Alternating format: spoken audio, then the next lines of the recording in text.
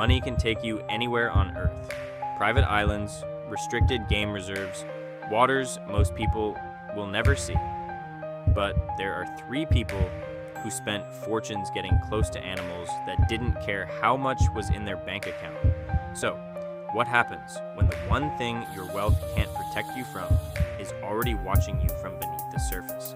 Derek Holloway had been running private shark diving charters off the coast of Gansbaai, South Africa, for 11 years. He owned 2 vessels, a beachfront office, and a reputation built entirely on the promise that his tours went further than anyone else's. No cages, no restrictions, just open water and the kind of access that costs serious money.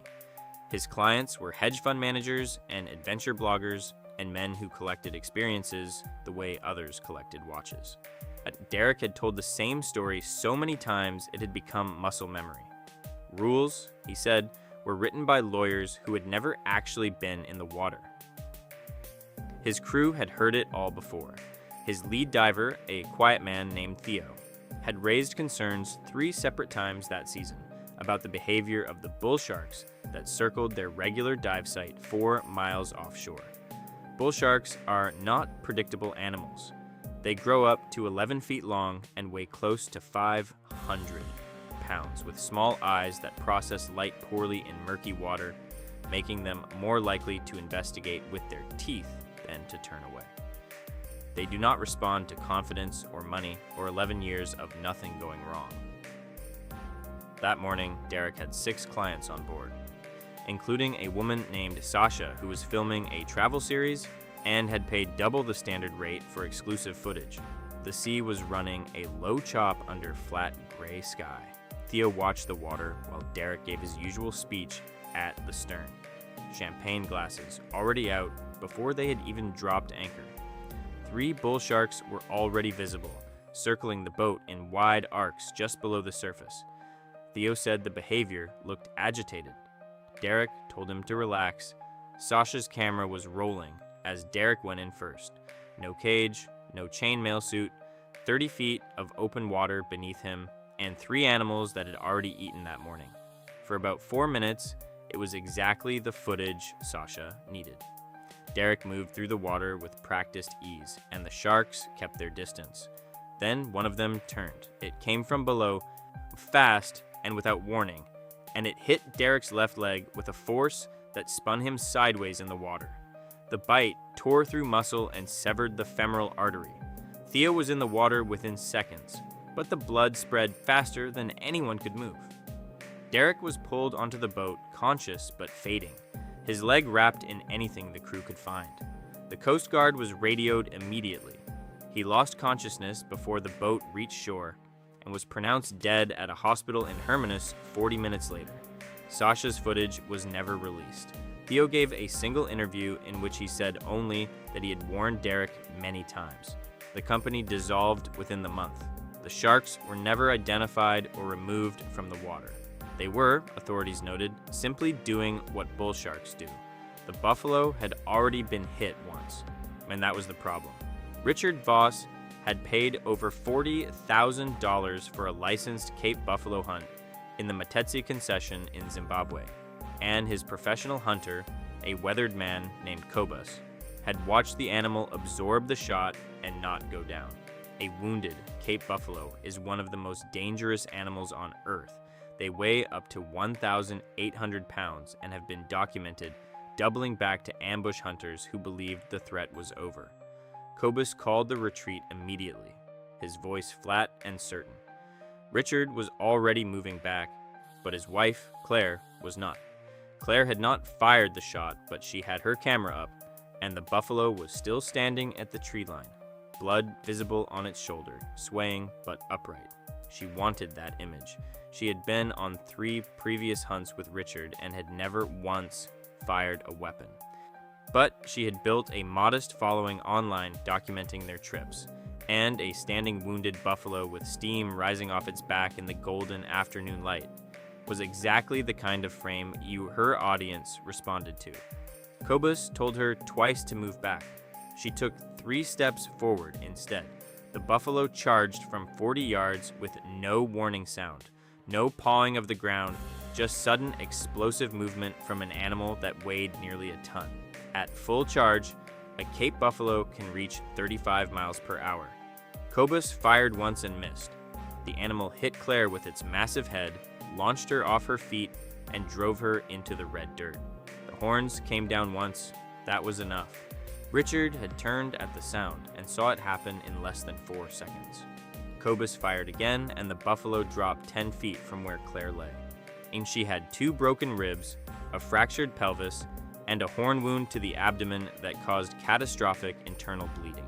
The nearest surgical facility was a 2-hour drive on roads that turned to mud in the afternoon rain.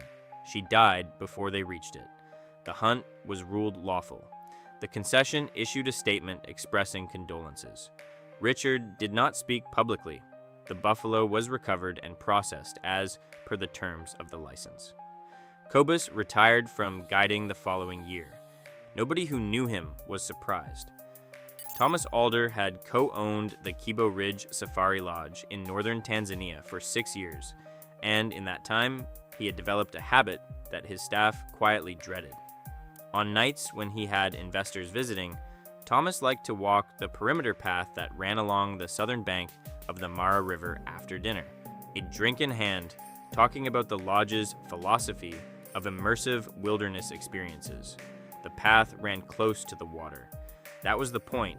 It was supposed to feel dangerous without being dangerous.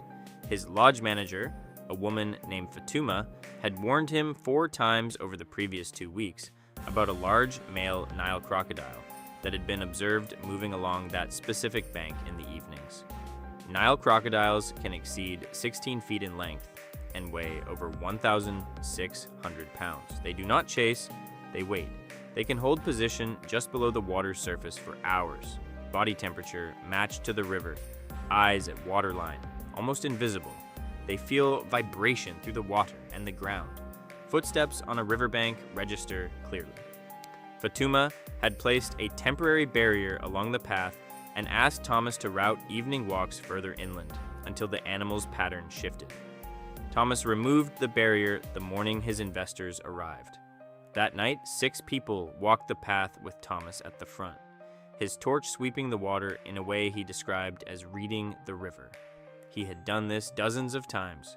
The crocodile had been in position for approximately 3 hours when Thomas stopped at the bank's edge to point out a hippo silhouette on the far side. He was standing at the water's edge, slightly below the bank's lip, his feet 6 inches from the surface. The strike came from directly below. The crocodile had positioned itself against the bank wall, invisible from above. It cleared the water in a single vertical surge and took Thomas by the lower torso. Then the force pulled him straight down and off the bank in one motion. He was underwater in under 2 seconds. His investors scattered. One of them had the presence of mind to radio the lodge. Fatuma arrived with rangers 11 minutes later. Thomas was recovered from the river the following morning, lodged against a submerged root system 40 meters downstream. The coroner listed cause of death as traumatic injury and drowning. The lodge closed for 30 days. When it reopened, the perimeter path had been rerouted 150 meters inland. Fatuma was named interim manager. She reinstated every barrier Thomas had ever removed. 3 different countries, 3 different animals, 3 people who had spent serious money getting themselves into places that most people will never go. And in every single case, someone who knew better had told them to stop. Derek's diver said the sharks were agitated. Cobus called the retreat twice. Fatuma put up a barrier and asked for 2 weeks. None of it mattered because all 3 of them had spent enough of their lives being told that rules bent for people like them. They had seen it work in boardrooms and restaurants and airports and customs lines. It had worked so many times that it had stopped feeling like luck and started feeling like the natural order of things. When you have enough money, the world tends to rearrange itself around you. Doors open, lines disappear, people smile and step aside. After enough years of that, it becomes very easy to forget that the world is not actually built around you. It just looks that way from where you're standing. the animals didn't know any of that. A bull shark 4 miles off the South African coast doesn't process net worth. A wounded buffalo in Zimbabwe has no concept of a travel following. A Nile crocodile that has been watching a riverbank for 3 hours is not impressed by lodge ownership. These animals were not provoked into cruelty. They were not malfunctioning. They were doing exactly what they had always done in the places they had always lived, operating on instincts that were old long before humans figured out how to accumulate wealth. That gap between what money can do and what it absolutely cannot is exactly where all 3 of them died. What makes each of these stories genuinely hard to shake is not the violence, it is the moment just before. Derek in the water while Theo watched the sharks change direction. Meet Claire stepping forward while Cobus was already moving back. Thomas standing at the river's edge while the crocodile had been waiting below him for 3 hours. In every case, the warning was right there, spoken out loud by someone who knew, and in every case, it was ignored by someone who had simply never learned that some things do not bend, they never did, they never will. If this video stayed with you, you already know what to click next.